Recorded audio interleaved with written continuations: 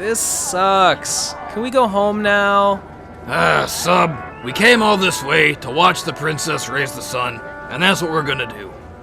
Mom? Hang on, sweetheart. It's almost time.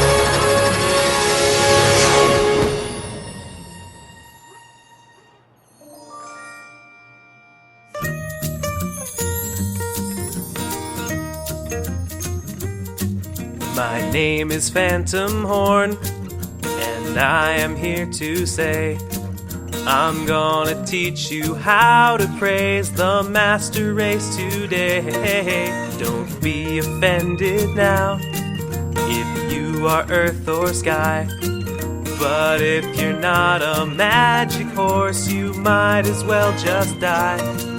Oh, I love to be a unicorn, yes I do. The thought of not having that magic horn makes me blue.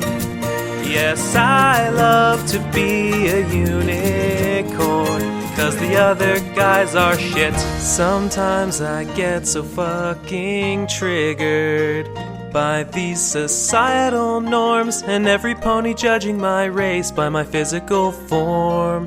But there's one thing that makes me happy and justifies how I feel. I say I'm a unicorn, and that makes it real.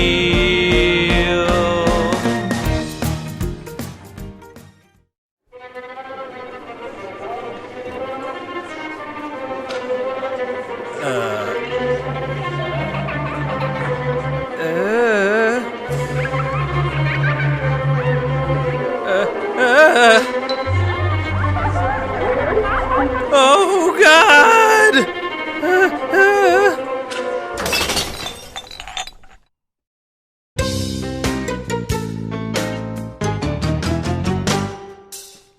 Phantom hated hearth-swarming, the whole hearth-swarming season. And he liked to think he had excellent reason. On Hearth-swarming Eve, ponies all come together. Unicorns, Pegasi, Earth ponies, whatever. Being friends with each other, regardless of race. Someone needs to remind these upstarts of their place. Then he got an idea. A pointless idea. Phantom Horn got an utterly pointless idea. I'll make a review that'll show every pony that this theme of equality's all just baloney.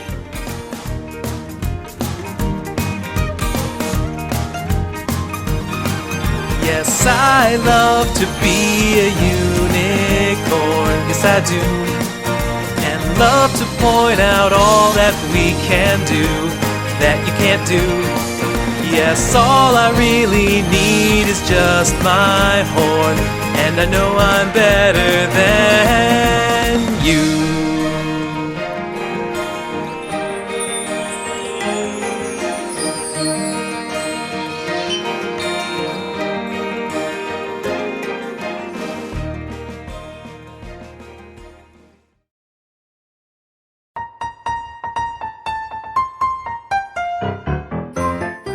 Hearth-swarming Eve is a pretty good episode of Ponyland Adventures.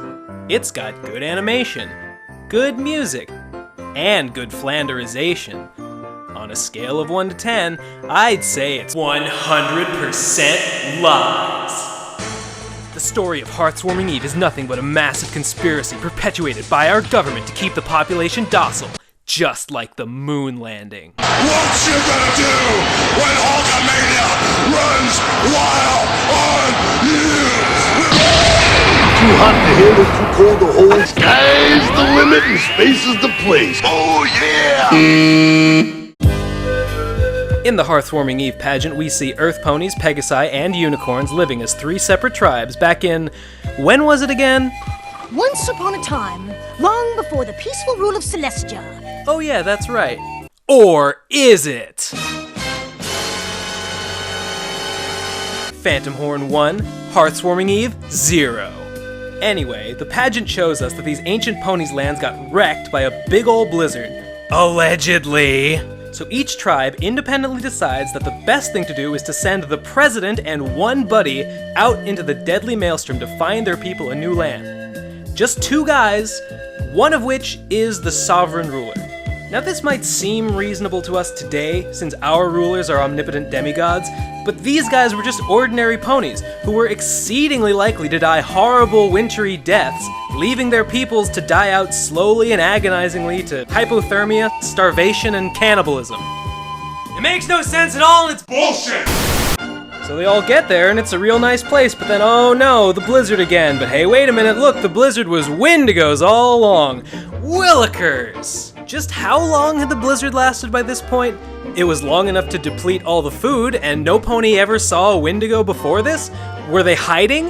Why only now can these 6 just glance upward and oh, look, it's a Wendigo? And Clover even says she and Starswirl both knew about Wendigos, so why did neither of them guess that they might be involved in the winter apocalypse? I guess according to the pageant, Starswirl the Bearded is just really stupid. So here's my explanation for why no one's ever seen a Wendigo. It's because they don't exist. They were just made up to scare you, like the Boogeyman or AIDS. Wendigos are supposed to be drawn to conflict and hatred between ponies, right?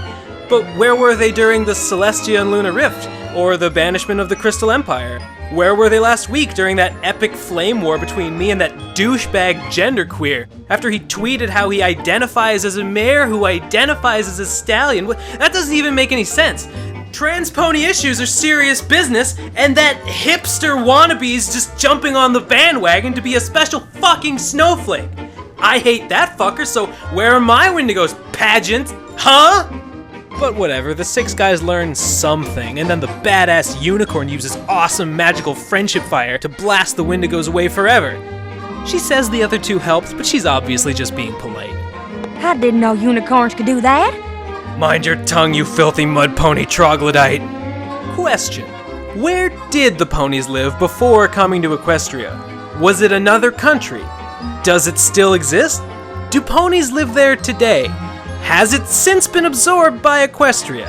I don't know, because the equestrian education system failed me. Let's quiet down, please. We have a very important lesson to get to. Today, we are going to be talking about... That was kind of surprising. I wasn't... Gotcha. Anyway, with the Wendigos defeated, all the ponies could go back home, but they don't, because this new place is just way too cool. It's got the dirtiest dirt and the jeweliest jewels, and I guess the sky must be nice too, because all 3 tribes just say, fuck our ancestral home, we're moving to this new Equestria place. It's the best country ever, and it's where all the coolest, sexiest ponies live. Yeah! By the way, if this sounds like a bunch of bullshit, it's probably because Celestia wrote the whole thing herself! So why would she lie? Because if the ponies knew the true history, the government would be in trouble. Peacekeeping implements like the fire of friendship, the elements of harmony, the crystal heart, the tree, all depend on us equestrians being friends to work. So the Hearthswarming Eve story is designed to keep us scared straight, all getting along, so the government can charge up its harmony-powered super weapons on all the good vibrations. So what is the truth? Well, I've done my research, so get ready. Equestria wasn't founded by a coalition of the 3 tribes. It was founded by the unicorns.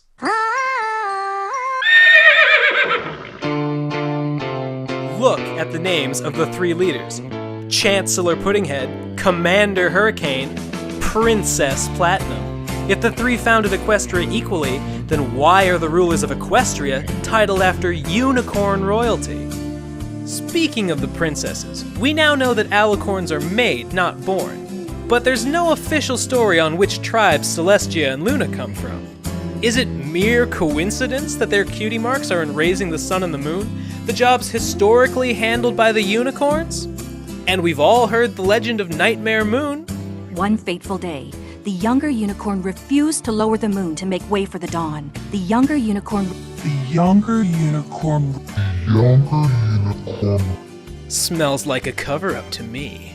And check this out.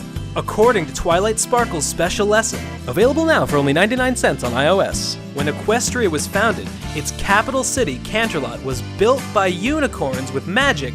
Then the Earth Ponies and Pegasi were invited in.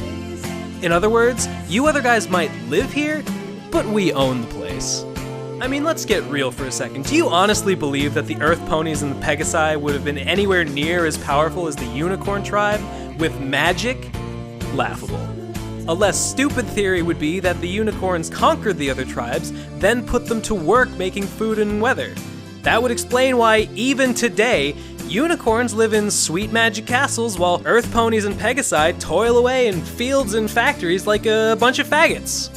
I know the official story these days is that we're all on the same team, all ponies were created equal, all that bullshit. This equality stuff was probably started after the brief reign of discord when the princesses retrieved the elements of harmony. They realized that if racial tensions were reduced, there'd be more friendship and thus more magic, which would make it easier to deal with future threats. So they covered up the truth and rewrote history as the Hearth-Swarming Eve story. And we all lived happily ever after. Until now. Thanks to me, the secret's out, and it's time for things to change. Now, if you're an Earth Pony or a Pegasus, don't be alarmed. Instead, just be relieved that under Unicorn rule, you'll no longer be expected to be equal, only to be subservient. And to my fellow unicorns, consider this your call to action. It's time to rise up and take back Equestria!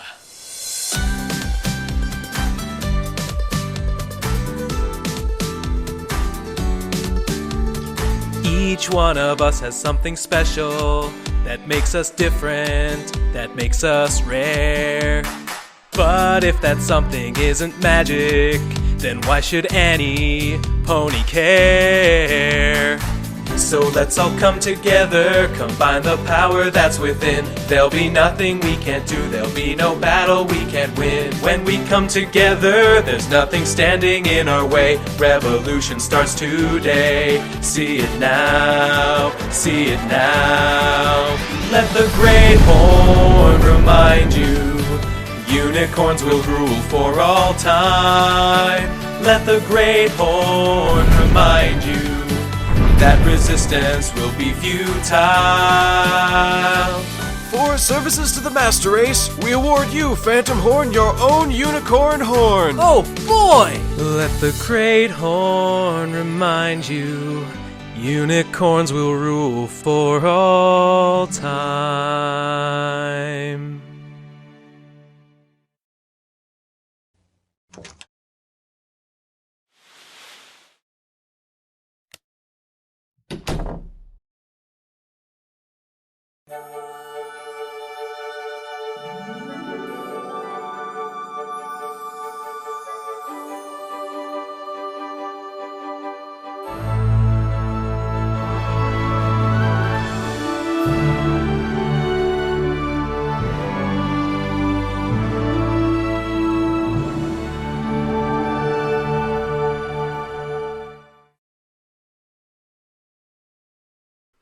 I'm gonna be a faggot on the internet today.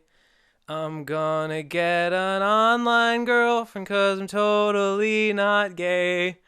Yes, I love to go on Tumblr today and get mad. It makes me angry when I read those tweets, and also I'm sad 'cause I am Phantom Horn and I'm online. Look, Dad, I'm using the internet.